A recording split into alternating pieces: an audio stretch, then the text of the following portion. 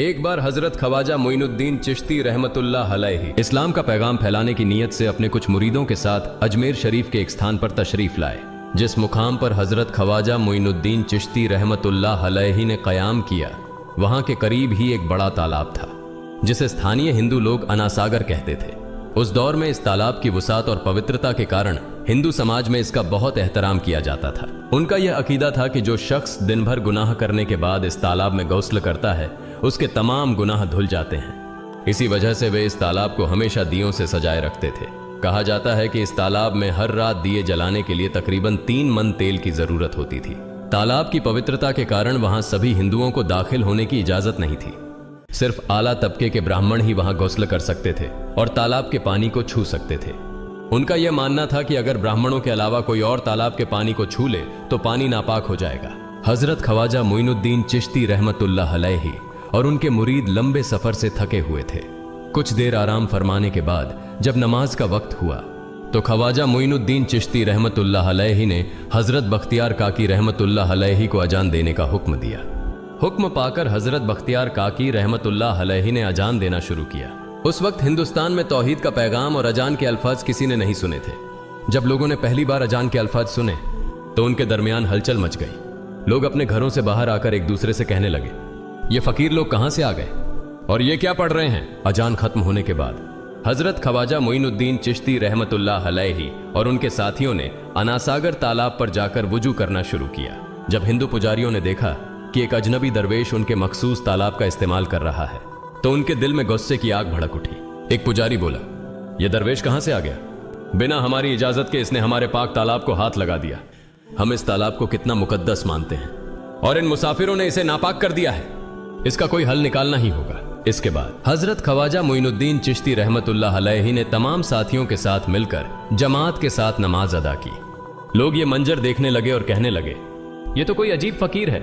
हमारे मंदिरों में सब देवी देवता मौजूद हैं और ये उनकी इबादत न करके किसी नए खुदा की इबादत कर रहा है। अगर मंदिर के बाहर भी कोई खुदा है तो उसे भी मंदिर में रखा जाना चाहिए ताकि लोग उसकी भी पूजा कर सकें।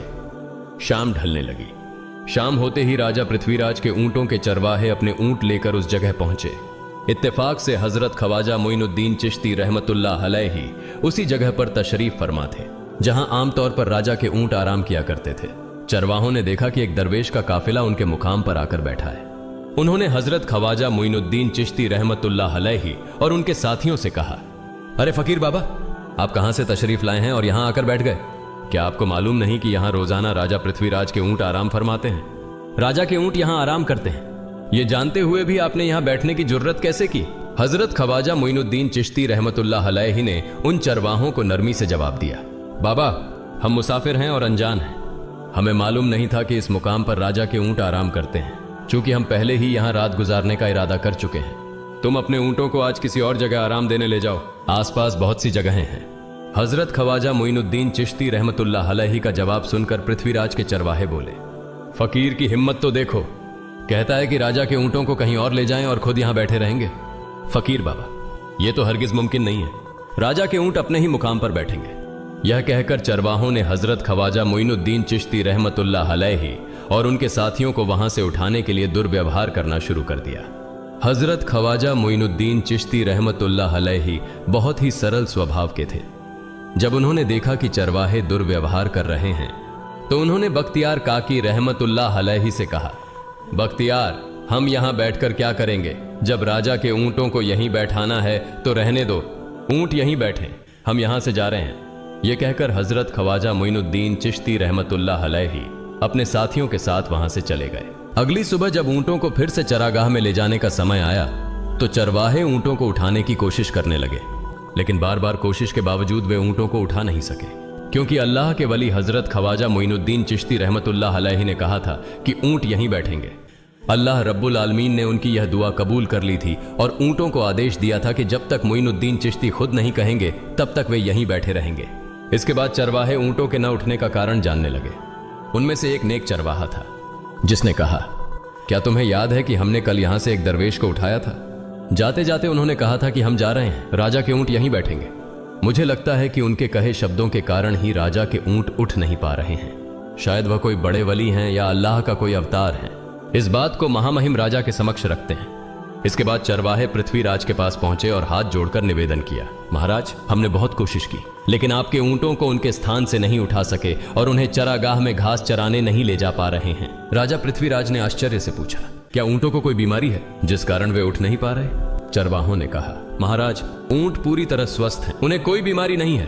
पृथ्वीराज ने कहा, तो फिर वे अपनी जगह से क्यों नहीं उठ रहे? चरवाहों ने कहा, महाराज, कल उस स्थान पर एक दरवेश बैठे थे, हमने उनके और उनके साथियों के साथ काफी दुर्व्यवहार किया और उन्हें वहां से उठा दिया था। जाते जाते उन्होंने कहा था, राजा के ऊंट यहाँ बैठेंगे और उठेंगे नहीं। हमें लगता है कि दरवेश की बद्दुआ के कारण ही ऊंट अपनी जगह से नहीं उठ पा रहे हैं। तब पृथ्वीराज ने हुक्म दिया, अच्छा, जाओ और उस दरवेश को मेरे पास ले आओ। जब हजरत ख्वाजा मोइनुद्दीन चिश्ती रहमतुल्लाह अलैहि पृथ्वीराज के दरबार में पहुंचे तो पृथ्वीराज ने उनसे पूछा, ए दरवेश, आपने मेरे ऊंटों को क्यों पंगु बना दिया है? मेरे ऊंट भूखे मर रहे हैं, कृपया अपना जादू उनसे हटा लें। अगर जादू नहीं हटाया तो मेरे ऊंट भूखे मर जाएंगे। पृथ्वीराज की बात सुनकर हजरत ख्वाजा मोइनुद्दीन चिश्ती रहमतुल्लाह अलैहि मुस्कुराते हुए बोले, हे अल्लाह के बंदे, हम मुसलमान हैं और मुसलमान कभी जादू नहीं करते। तुम्हारे ऊंटों को मैंने नहीं बल्कि इस संसार के पालनहार महान अल्लाह रब्बुल आलमीन ने बैठाया है। उनकी आज्ञा से ऊंट बैठे हैं और उनकी आज्ञा से ही उठेंगे। लेकिन मैं उस सर्वशक्तिमान से प्रार्थना कर सकता हूं कि वह तुम्हारे ऊंटों को उठने की अनुमति दे। इसके बाद हजरत ख्वाजा मोइनुद्दीन चिश्ती रहमतुल्लाह अलैहि ने अल्लाह से दुआ की, हे अल्लाह, इन ऊंटों को उनकी जगह से उठने की तौफीक दें। हजरत ख्वाजा मोइनुद्दीन चिश्ती रहमतुल्लाह अलैहि की दुआ करते ही चरवाहों ने देखा कि ऊंट अपनी जगह से उठकर चरागाह की ओर बढ़ने लगे।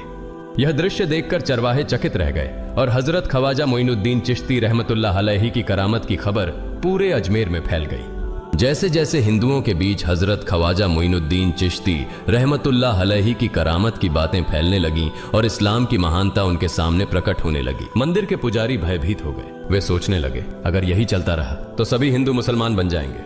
तब वे पृथ्वीराज के पास पहुंचे और निवेदन किया, महाराज, ये दरवेश हमारे राज्य में अशांति फैला रहे हैं। यदि आपने अभी इनका कोई उचित समाधान नहीं निकाला तो ये दरवेश सभी हिंदुओं को मुसलमान बना देंगे और तब हमारे देवताओं की पूजा करने वाला कोई नहीं बचेगा। आप इन्हें यहां से भगा दें, नहीं तो ये हमें यहां से बाहर निकाल देंगे। महाराज, हम आपको एक और भयावह बात बताना चाहते हैं। ये दरवेश कहते हैं कि जिन मूर्तियों की हम पूजा करते हैं वे पूजनीय नहीं है। उनका कहना है कि ये केवल निर्जीव पत्थर है जिनमें कोई शक्ति नहीं है। ये साधारण लोगों को इस तरह की बातें बताकर भ्रमित करना चाहते हैं। सबसे आपत्तिजनक बात यह है कि ये दरवेश हर दिन 5 बार हमारे पवित्र तालाब में हाथ लगाकर उसे अपवित्र कर रहे हैं। पुरोहितों की बात सुनकर पृथ्वीराज ने हजरत ख्वाजा मोइनुद्दीन चिश्ती रहमतुल्लाह अलैहि को बुलाया। जब हजरत ख्वाजा मोइनुद्दीन चिश्ती रहमतुल्लाह अलैहि उनके दरबार में पहुंचे तो पृथ्वीराज ने कहा, ए दरवेश, हम देख रहे हैं कि आप गोमाता का मांस खाते हैं और हमारे देवताओं का अपमान करते हैं। हमारे धर्म के बारे में तरह तरह की उल्टी सीधी बातें कर रहे हैं। हम यह सहन नहीं कर सकते। हम यह भी देख रहे हैं कि आप हमारे पवित्र तालाब को अपने अपवित्र हाथों से खराब कर रहे हैं। आप तुरंत हमारे देश से चले जाएं। हजरत ख्वाजा मोइनुद्दीन चिश्ती रहमतुल्लाह अलैहि ने कहा, बाबा, हम लोग तो केवल वुजू करते हैं, नहाते नहीं। अगर पूरी देह के स्पर्श से आपके तालाब का पानी खराब नहीं होता है तो केवल हमारे हाथ और चेहरे के पानी से तालाब अपवित्र कैसे हो सकता है? यह सुनकर पृथ्वीराज ने कहा, वे सभी लोग हमारे धर्म के हैं जबकि तुम लोग कहीं और से आ गए हो। तुम हमारे धर्म के नहीं हो, इसलिए तुम्हारे हाथ लगाने से हमारा तालाब अपवित्र हो जाता है। तब हजरत ख्वाजा मोइनुद्दीन चिश्ती रहमतुल्लाह अलैहि ने कहा, अच्छा बाबा, हम अब आपके तालाब के पानी को हाथ नहीं लगाएंगे, लेकिन हमें पानी की जरूरत है तो हम चाहते हैं कि केवल एक बर्तन में पानी ले लें। पृथ्वीराज ने कहा, ठीक है, तुम पानी ले सकते हो, लेकिन तुम्हारा बर्तन तालाब में लगे, तुम्हारे हाथ नहीं। अगर तुम्हारे हाथ स्पर्श करें तो हम इसके खिलाफ सख्त कार्रवाई करेंगे। राजा के साथ सहमति के बाद हजरत ख्वाजा मोइनुद्दीन चिश्ती रहमतुल्लाह अलैहि ने अपने मुख्य खलीफा बख्तियार काकी रहमतुल्लाह अलैहि से कहा, बख्तियार, जाओ और राजा के तालाब से एक बर्तन में पानी ले आओ, लेकिन बहुत सावधानी से पानी लेना ताकि तुम्हारा हाथ तालाब के पानी को छू न सके। बख्तियार काकी रहमतुल्लाह अलैहि हजरत ख्वाजा मोइनुद्दीन चिश्ती रहमतुल्लाह अलैहि के आदेश का पालन करते हुए आना सागर से पानी लेने गए। उन्होंने बर्तन को तालाब में डुबोया और उनका हाथ पानी को नहीं छू सका क्योंकि चमत्कारवश पूरा तालाब एक छोटे बर्तन में समा गया। आना सागर पूरी तरह से सूख गया और उसकी तली में केवल सूखी रेत दिखाई देने लगी। जब पुरोहितों ने देखा कि उनके पवित्र तालाब में एक भी बूंद पानी नहीं बची है और वह मरुस्थल की तरह सूख गया है तो वे घबराते हुए राजा पृथ्वीराज के पास गए और बोले, महाराज, यह तो भारी संकट हो गया है। पृथ्वीराज ने पूछा, क्या हुआ?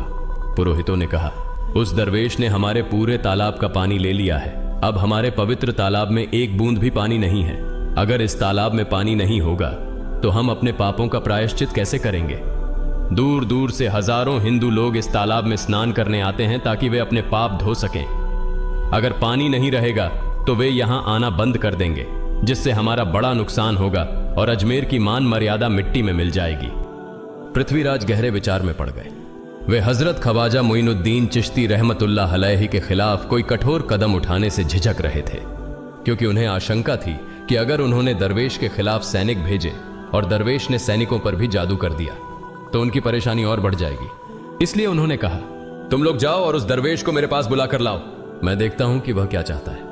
अगर उसकी मांग उचित होगी तो हम उसे मान लेंगे, और यदि उचित नहीं हुई तो हम माफी मांगकर अपना तालाब का पानी वापस ले लेंगे। जब हजरत ख्वाजा मोइनुद्दीन चिश्ती रहमतुल्लाह अलैहि पृथ्वीराज के दरबार में पहुंचे तो पृथ्वीराज ने कहा, ऐ बाबा, आपने हमारे तालाब का सारा पानी ले लिया है। हम अपने पापों का प्रायश्चित कैसे करेंगे? पूरे दिन के पाप हम इस तालाब में स्नान करके धोते हैं। अगर तालाब में पानी नहीं होगा तो हम अपने पाप कैसे धोएंगे? हजरत ख्वाजा मोइनुद्दीन चिश्ती रहमतुल्लाह अलैहि ने उत्तर दिया, देखो बाबा, तुम्हारे पास आना सागर है, पर दुनिया के हर कोने में ऐसा तालाब नहीं है, तो क्या वे लोग अपने पाप कैसे धोएंगे? पापों को धोने की ताकत इस तालाब के पानी में नहीं है। पापों को माफ करने वाला केवल अल्लाह है, जिसने आकाश, धरती और पूरी सृष्टि बनाई है। उसकी इजाजत के बिना एक पत्ता भी नहीं हिलता। इसलिए मैं तुम्हें इस भ्रम को छोड़कर सही राह पर आने की दावत देता हूं।